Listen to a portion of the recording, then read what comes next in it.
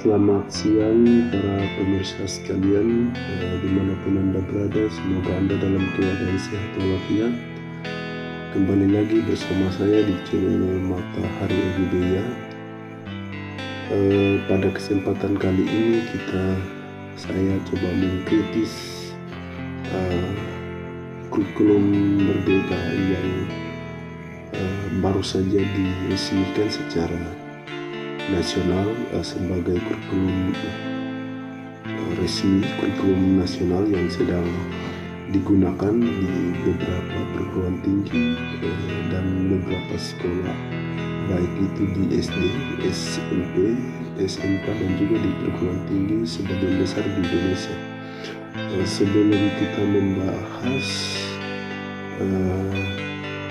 kepada Anda semua, jangan lupa dukungan berupa subscribe, like, comment, share, dan jangan lupa tekan tombol lonceng agar video-video bersama saya di channel ini tidak bakal ketinggalan. Tidak basa-basi, langsung saja kita masuk pada agenda pada kali ini, yaitu perspektif saya tentang penerapan kurikulum Merdeka di sektor pendidikan. Kurikulum Merdeka itu sendiri yang mana diimplementasikan dari Kemendikbudristek itu sendiri, dan menurut perspektif saya, pandangan saya terkait dengan implementasi kurikulum Merdeka ini tidak sempurna. Mengapa saya katakan tidak sempurna? Karena kurikulum Merdeka itu sendiri belum mempunyai filosofi pencapaian pendidikan. Kemudian di samping itu kerangka berpikir yang memang tidak ada.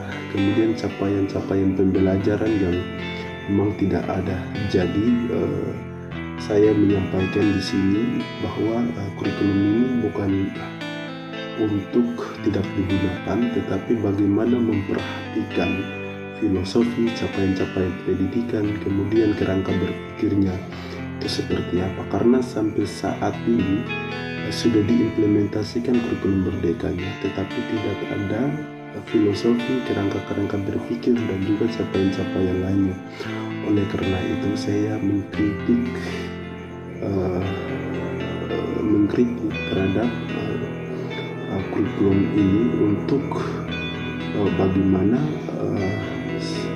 setelah atau sebelum mengimplementasikan kurikulum Merdeka itu harus ada kerangka berpikir, kemudian capaian pembelajaran yang matang, kemudian kerangka berpikir, kemudian filosofi pendidikan itu sendiri harus ada. Kemudian walaupun ada beberapa perguruan tinggi, sebagian besar perguruan tinggi yang ada di Indonesia ini sudah diimplementasikan kurikulum Merdeka.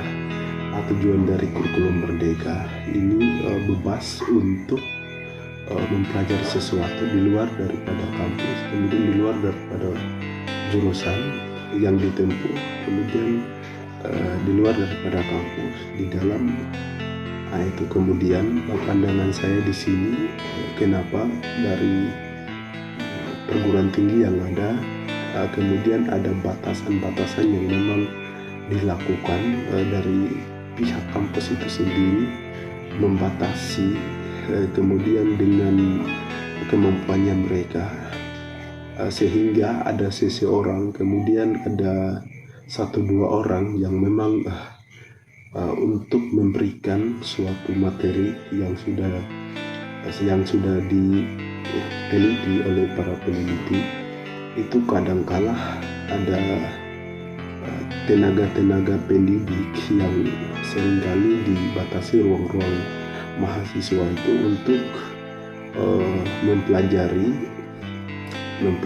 di luar daripada program studinya, sehingga bisa dilihat bahwa implementasi kurikulum Merdekanya belum terrealisasi, walaupun dinyatakan sudah terrealisasi, sudah diimplementasikan, tetapi secara internal dalam kampus itu sendiri belum terrealisasi atau belum implementasi karena ada batasan-batasan tertentu yang dilakukan oleh pihak kampus itu sendiri. Kemudian di samping itu juga saya menegaskan dalam video ini bahwa kurikulum Merdeka ini perlu untuk direvisi, perlu untuk membenahi, perlu untuk mengoreksi kembali secara keseluruhan karena belum sempurna dalam kerangka pemikirannya untuk kurikulum Merdeka itu sendiri.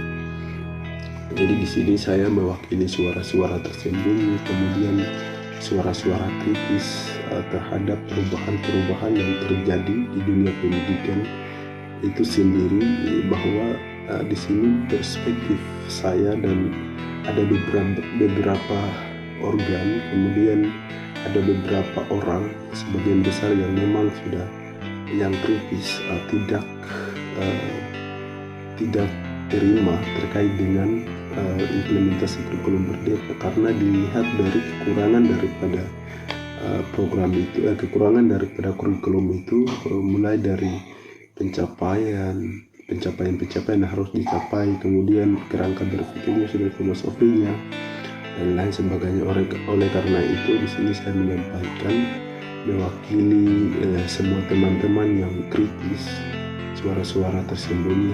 Saya atas nama saya kritik terhadap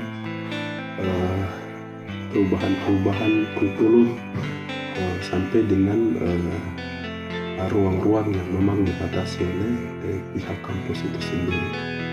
Oleh karena itu saya menyampaikan kepada pihak kampus yang sering dibatasi ruang-ruang mahasiswa belajar di luar daripada kampus maupun dalam internal itu sendiri, perlu memahami kurikulum Merdeka dan filosofi kurikulum Merdeka,